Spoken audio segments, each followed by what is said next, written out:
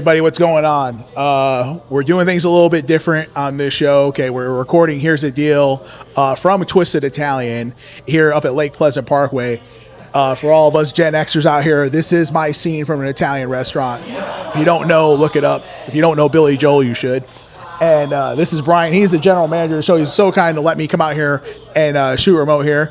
Why don't you introduce yourself, brother, and talk about the restaurant a little bit? Hey, Chris, thanks for having us. Absolutely. I am Brian Bojanowski. I'm actually the owner over here at Twisted Italian. We took the restaurant. You didn't tell me you were the owner. Why didn't you tell me you were the owner? So my understanding is we're talking about people getting in business over the age of 50. And while it wasn't 50, it was age 45. Close so enough. I actually know a little bit about that. Close enough, right? Yeah, so I did jump in from previously not being in the restaurant business at all, other than when I was younger. Been doing this for 11 years.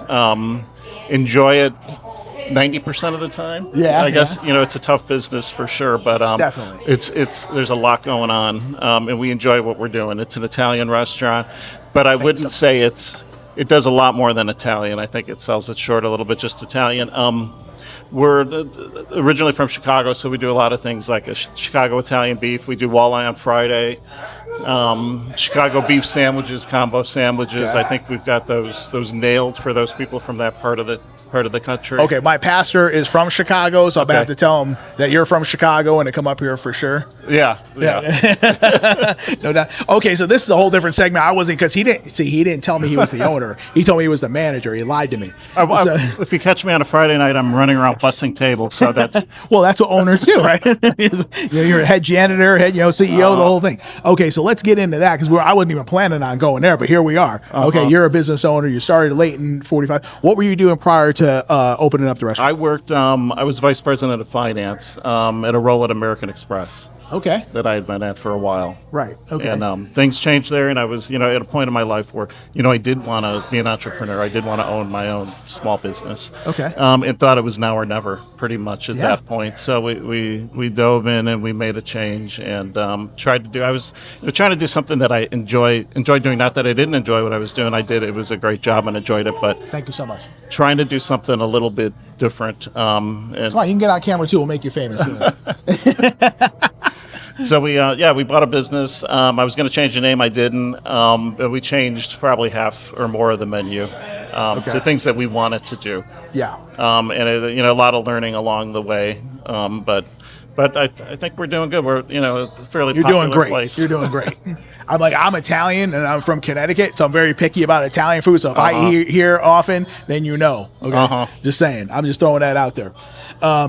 So, like I said, this is the kind of like the whole point of what we're doing this series about. Like I said, because Brian went from corporate America, got tired of the bullshit, got tired of all the. Some people get career redirected. You chose to leave, because you wanted to pursue your passion in here, and that's what this show is literally all about. Yeah. Okay. Yeah. So, and you went into your passion project, which was a restaurant, which is extremely difficult. Okay, we know that as well.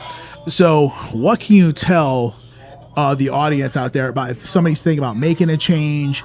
Because like I said, they're in the corporate thing. They're making other people rich. Mm-hmm. They're not making themselves rich, but they're giving all their time and all their energy, but they're making somebody else rich. Right. But what would you say to those people that are looking to make that change?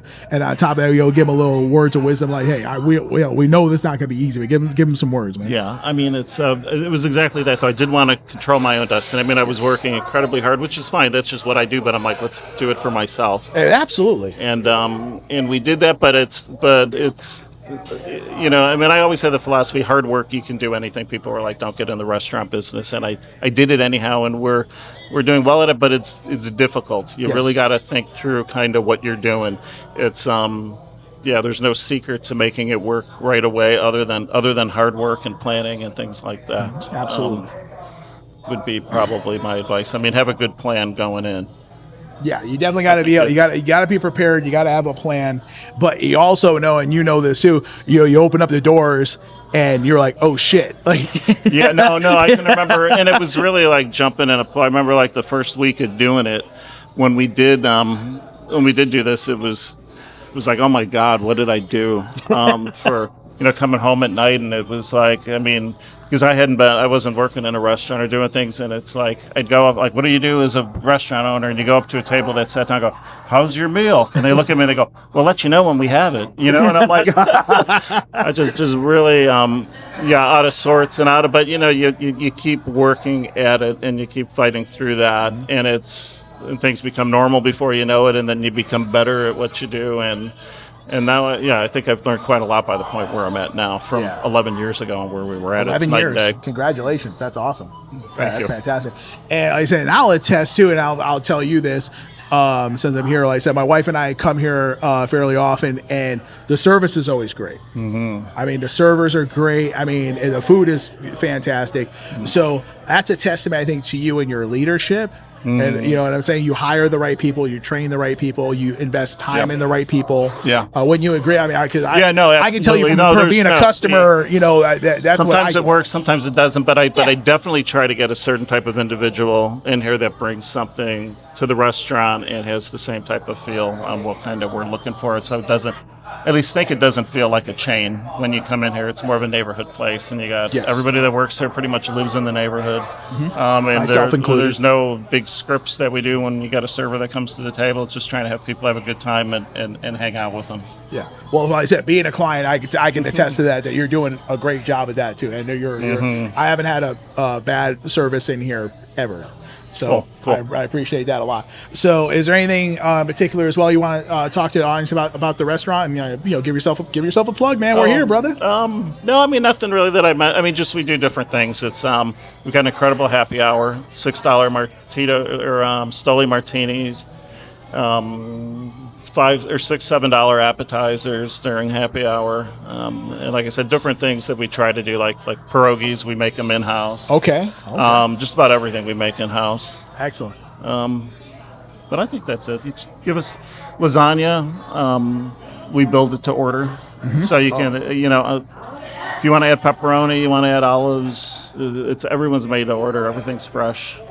So yeah. Excellent. Give us a try. Voted, actually, Peoria Times. We've been voted the best Italian restaurant in Peoria for the last 6 years. Wow, 6 years, which is nice for somebody that hadn't been in the business before. Yeah. 6 is about half the time you've been in business. You've been in best restaurant in Peoria. That's saying a lot. Yep. That's saying a lot. That's saying a lot. I'm gonna try something today. I'm gonna try this Supreme sausage and pepper bake. It's a keto friendly kind of deal. So it is. Yeah. So okay. So I'm gonna try that. I haven't had that yet. Normally I get the was it champagne lobster ravioli? That's what I normally get when I come in. And then my wife will usually get the garlic shrimp and scallops. So that's like her favorite. So we got like our favorites, like everybody else. You find that one thing you like, and you kind of go with that. Well, I'm gonna try something different today. I'm gonna check that out. And the coffee's great too. So you can't even beat that. The coffee's great, and right? Right. Well, cool. Well, thank you, Chris. Well, thank you. I appreciate you letting us shoot here. Like I said, because I like to focus on locally owned businesses and things like that. And like I said, my whole show is about getting people, if they have a passion for something, whether it's a startup business or they want to, or if they're already in business and they want to look to scale and take it to that next level. I got 30 years in the banking industry. I've been there, done that kind of thing. So I'm trying to dispense that knowledge to those people because like I said, why not pursue your dream like you did? It's a tough decision. I mean, I sat on it for probably 10 years, and it's just like, and then I got to about 45, and I'm like, it ain't gonna happen if I don't do it now. Right now, what in my last show we kind of went. The best time to start a business was 10 years ago. The second best time is right now. Right. Yeah, because the longer you wait, you miss. You're missing. Yeah. Now again, let's be real. Like I said, obviously you've had a lot of sleepless nights. You had a lot of blood, sweat, tears, crying. Thinking, what the hell did I do? Yeah, what was I thinking? Yeah, a lot of great highs, but a lot of lows too on tough times. It's you want to control your own destiny, but at times it's like, be careful what you wish for. You own it all, and there's some luxuries with the corporate world. It's kind of nice not to own it all at times. Yeah. But that's how it goes. Anything that's worth it is going to be working hard to keep it. You know what I mean? Yeah? Yep. Absolutely. Well, there you go. I just want to say thank you so much. I said greatly appreciate it. Thank you. You should have told me you were the owner the first time. All right. Thank you so much, man. Okay. Greatly appreciate it. Thank you. All right. That's Brian. He's the owner, which you didn't tell me. Again, prime example of everything we're doing here with the show, right? started in corporate America, worked at American Express for years, and just knew in here, I got to do something else. I got to pursue this thing. And he went into the restaurant business. It's got to be one of the hardest businesses out there, okay? But not only did he do it, he did this 11 years ago, thriving. And 6 years out of 11, he's been voted the best Italian restaurant in Peoria, all right? Peoria, Arizona. He's from Chicago. We're in Peoria, Arizona, obviously. So, again, another testament. It can be done. You can do it. Is it going to be hard? Yes. Is it going to suck? Yes. Are you going to have those sleepless nights? Yes. But you know what? But you busted your ass for corporate America for how long? If you'd have put that energy into your thing for as long as you put it in, you would have made it. You know what I'm saying? So like I said, if you didn't start this business before, the second best time to start a business is right now, okay? You know, in the first episode, that's exactly what we talked about. Brian bet on himself. Okay, and that's exactly what we talked about in episode 1. This is episode 2. Okay, we're gonna talk about. I'm gonna quote this from Dave Ramsey: "The ship that doesn't float is a partnership." Okay, and I have seen it. 30 years in banking, I have seen best friends. I've seen marriages. I've seen everything: father, son, mom, daughter, everything blow up. And I'm talking blow up because things get like my old pastor Chad used to say, things get funny when you start talking about the money, right? And you guys can be best friends. You guys could have grew up together. Yeah, you know, blah, blah, blah. We played football, you know, da-da-da. We grew up as kids together. You know, we're going to be great 50-50 down the middle. You guys are in the bar. You're having a couple of drinks. You're writing everything down on a napkin. Yeah, this is going to be great. We're going to do it. Da-da-da. And then the inevitable happens, right? One guy's going golfing all the time. The other one's back in the shop busting their ass. And they're asking each other, well, what do you do? What do you do? What do you do? What are you doing? What are you doing? Why do you deserve half? You didn't do shit. You don't know what I did. You don't know all the business I brought in. So there's going to be a thing where communication is definitely got to be key. You know, the partnership story, like I said, it's blowing up so many relationships. And that's the thing that, you know, you got to understand that businesses don't fail because two people can't work together. They fail because nobody wrote down what happens when one of them wants to stop working or one of them, you know, doesn't want to do it. There's so many different things, okay, that can go wrong. You got to understand that it all comes down, what really comes down to is the operating agreement. Okay. The operating agreement has got to be ironclad. It's going to say specifically what your responsibilities are and what your responsibilities are not. Okay. Because if you got one guy, like I said, wearing all the hats, and you got one person thinking like, oh, I'm in charge of sales, so I'm just going to do the sales thing. Well, guess what, sales guy? Sometimes you got to come in-house and do some things because the business needs you, okay? Operations guy, sometimes you got to step out of your zone, okay? And you got to do the sales thing because, hey, the company needs it, all right? But if you have everything written down ironclad, okay, in your operating agreement, and I said, it's not a handshake deal. This is not something written down on a napkin. We're talking with an attorney, operating agreement inside of your LLC or your S Corp, okay, saying what specifically the job duties are and what the percentages are, okay? If it's 50-50, then the person, both better have equal stake. We're talking cash in the business, okay? Because if somebody is the money guy and somebody is the operations guy, that ain't a 50-50 split, brother, okay? And one of you is going to say, well, I built this thing. It's my dream. But you know what? It's my money. Okay. And what's the golden rule? He who has the gold makes the rules, right?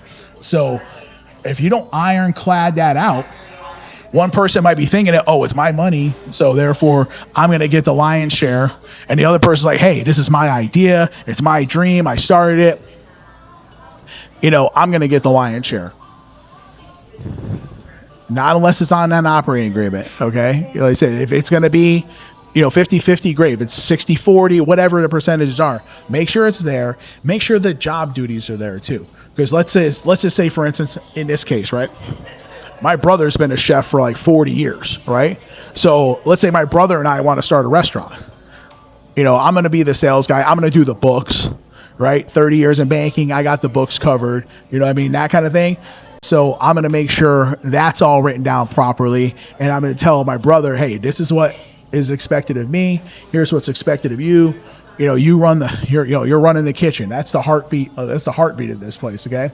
You're running the show. You're the one expediting. You're the one, getting the chefs in shape and the staff and things like that. So if you have that all written out, ironclad, if something's going sideways, hey, let's look at the operating agreement. You know what your job duties are. You know what your job duties aren't. Okay. So although it's always all hands on deck anytime you're in a business, but that's the one thing that you have to be able to do all the jobs, but specialize in what you do, especially if you have a partnership. Okay, I'm going to do this part. I'm going to do that part. We talked about it a second ago. The capital is the key. Okay. Whoever's putting up the money is definitely going to have, a big say in it. If they're generous enough to give you 50-50, you better run with it. But more like to say, you got to understand that the person that's putting up the cash is going to want that bigger split because it's their money and they're the ones taking all the risk. So again, I've seen the best of friends blow up. I've seen marriages been married for years blow up. Right? I'm sure Brian can attest to that too. Him and his wife probably went, they did everything, they knew. That's the other thing too. If you're going to get into a business, my wife knows all the decisions I make. Okay. It's just, is she involved in the operations necessarily? Not as much, of course, not really her bag. And that's okay. But I tell her, hey, here's what I'm going to go record over here today. Or, hey, I just went and ordered a bunch of merch, right? Hats, shirts, t-shirts, golf shirts. I got the approval from the boss because she is the boss. Been married for 25 years for a reason because I'm a smart man. Okay. So, but that's the thing. You gotta have that clear communication with your partner. You gotta have that clear communication with your spouse. Okay. Of what's going on in the business. They don't, again, your spouse maybe is not involved in the business, quote unquote, per se, but you better let them know what's going on with it. The good, the bad, and the ugly. And, we're guys. I know when I had shitty days working at the bank, this was always my go-to, right? Plus, I was in the military and like that. My wife would be like, hey, how was your day? It was great. No problem. Piece of cake. Although, actuality, it was a clusterfuck and everything blew up and I lost deals or whatever. I wasn't going to tell her that. I was going to protect her from all that. Everything's fine. I got it. It's all good. Had a great day. I was completely full of shit, and my wife called me out on it. Okay. She said, hey, we're a team. I need to be a part of this team. If you're not letting me in, then what are we doing? And she was right. So from that moment on, I'll tell her, today sucked. Let me tell you, this happened, that happened, blah, blah, blah. And I told her, you asked. So now it's unfiltered. So, but that's what she signed on for. That's what she wanted. She wanted that full disclosure. So that's the way it works. We talk on this show a lot about exit strategy. That's another thing. Okay, that better be in an operating agreement. It better, when you guys are planning to sell it, what those percentages are, how you're going to do it, things like that. Another thing, all my insurance friends are going to be really happy about, key man insurance. Okay, know who you're getting into business with. If you're getting into business with your buddy or whatever, that's great. But guess what? The family comes with it. The wife of your buddy comes with it. And if she's a pain in the ass, and you don't have the key man thing where you're buying her out or whatever, guess what? She's half owner of the business now. Think about that for a minute, okay? So maybe she wants to make some changes that you don't agree with. Well, guess what? She's 50% owner because you didn't get the operating agreement ironed out that way. So there's so many different things. IP agreements. Okay, so let's say, for instance, it is all your idea. Hey, this is your thing. I started this thing. This is my dream, my passion, things like that. You better have that in that operating agreement. because your IP is worth something, or it should be. Okay, make sure you're getting comped for that. Somebody might be putting up the cash, but if your IP should be compensated for. Okay, so don't take the short end of the stick on that just because somebody else has the cash. They're probably going to get the lion's share of it, but you just make sure, hey, it's not going to be some 80-20 thing. No way. Not because you wouldn't have shit if it wasn't for my idea. So there you go, right? There's your leverage. Got to make sure that you do that.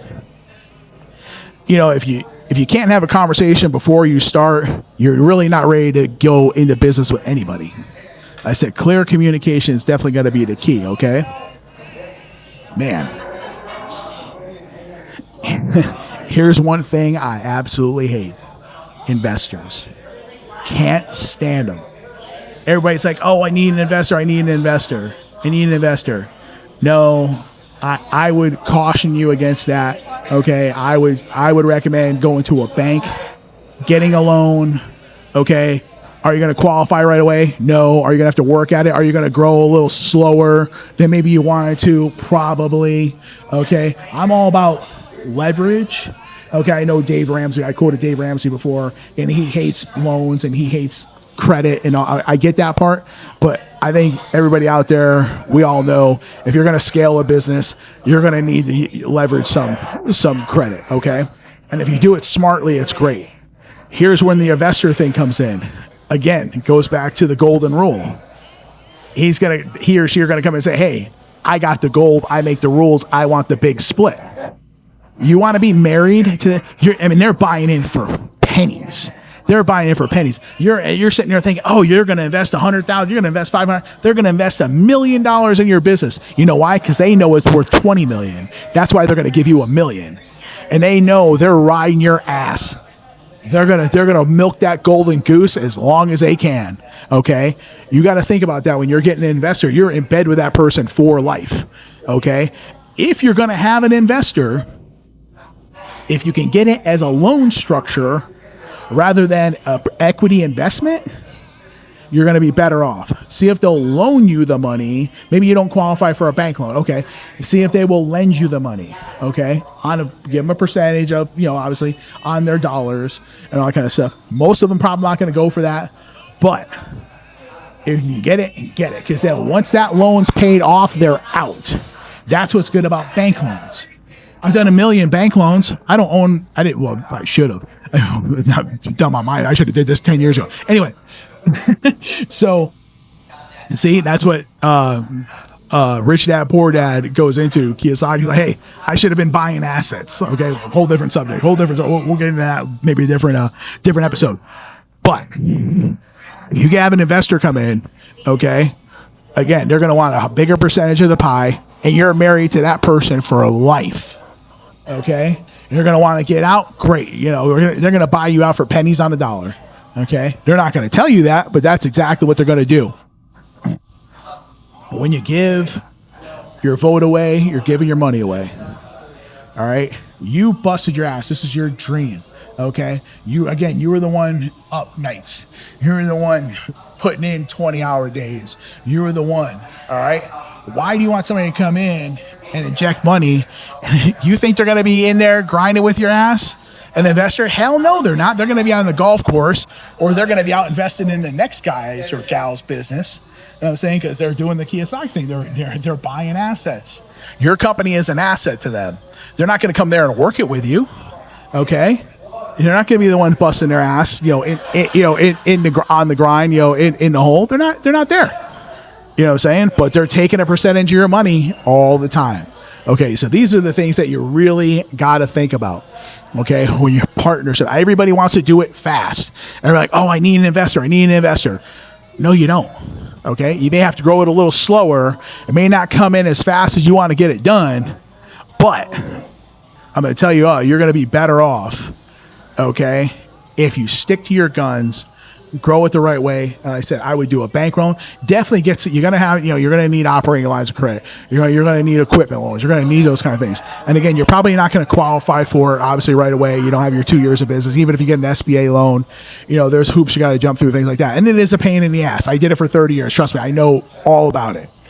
But I'm going to tell you, if you can grow it from the ground up grassroots without investors or without a partner, then I would obviously recommend doing that, okay? Because then it's yours. Because you're trying to build a legacy for yourself and your family, okay? You're not trying to split that with your partner's, wife or significant other, you know what I mean? Who had nothing to do with the business, had no idea what you guys are doing. But like I said, that partner dies, and then her husband or his wife comes in and says, "Oh, I don't like this." Oh, and they're just no, they're a fly in the soup, right? Not gonna, we don't need any of that shit. Okay, so again, let's recap. Like Dave Ramsey said, the only ship that doesn't float's a partnership. Okay, I've seen best friends, marriages, everybody break up because the ironclad operating agreement was not in place. It was a handshake. It was on a bar napkin somewhere, but they didn't take the time to put it together and put things together the right way. So you have to have a well-structured, well-negotiated partnership agreement. Everything's got to be on paper. You guys got to sign to it. You guys got to agree to it, okay? And understand when in that operating agreement, if it says that so-and-so is going to be the business development person, they're going to be out doing their thing. They better be bringing in business. Or so-and-so is going to be the operations person. They're going to be the one running that ship, okay? So, like I said, if it came to a restaurant, you know what I mean? Me and my brother owning a restaurant or something like that, I said he's running the back of the house. All right, I'm not going to be able to cook as well as he can. I'm not going to be able to expedite as well as he can. Things like that. So I have to let him do his thing because that's where his gift is. My gift is going to be, as I said, running the books. My gift's going to be out, bringing in the business, maybe negotiating with the vendors, because that's where my strengths are. Okay, play to your strengths, not your weaknesses. Understand the business. Understand what's going on. And one of the things that I want to do for this week, I'll give you, like I said, another little homework assignment. Is that if you have a partner or you're considering one, draft up that operating agreement, okay? And then let's see, what's in writing. Let's see what they agree to. So, you didn't get this far in life, what I'm saying, without experiencing some things. You got to protect yourself. You know what I mean? And you got to protect your business. So this is the one thing where, if you're, I understand everyone wants to do it fast. Everyone wants to get it done tomorrow, everything, but it's his time. It's not your time.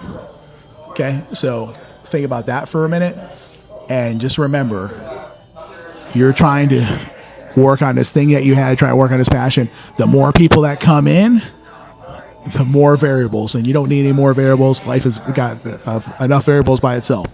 All right. Thanks once again to Brian, Twisted Italian, having us out here. Everything's been great. This is my scene from an Italian restaurant. It's my local joint. It's where I go to all the time. So if you're in the Lake Pleasant area, or if you're from Chicago and you want a little taste of home, there you go. And I'm out. Here in closing up the show, and here's the deal. Just want to give all honor, glory, and praise to my Lord Jesus Christ, who, saved my soul and gives me the ability to do this show.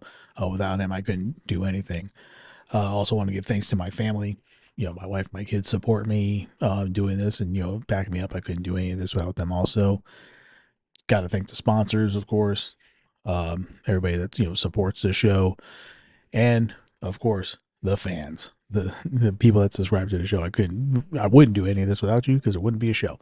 So just want to say thank you all very much. Continue to, educate and elevate. Get out there, pursue your passions, pursue your dreams.